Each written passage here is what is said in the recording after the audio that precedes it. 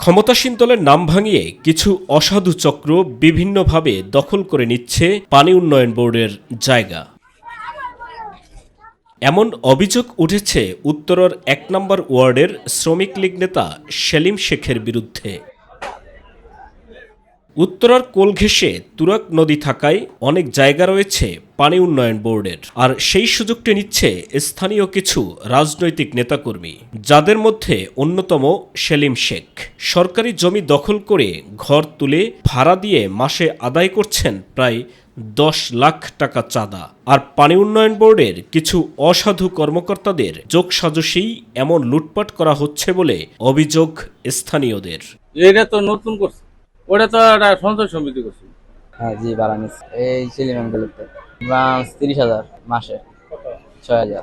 এমন অনিয়ম স্বীকার করলেও তোয়াক্কা করছেন না সেলিম শেখ। এইটা আমরা কোন মন্ত্রণালয়ের কোনো কাগজ কিনি, আমরা ১ বছর হয় আমরা জমাই, ১ বছরে যার যা হয় আমরা নিয়ে নিই। যা টাকা পয়সা ওটা সব আপনি খান? হ্যাঁ, একলা বলতে কয়টাই ওটা আর কি করে। সরকারি জমিগুলো উদ্ধারে সংশ্লিষ্ট প্রতিষ্ঠানগুলোকে এগিয়ে আসার তাগিদ সচেতন মহলের।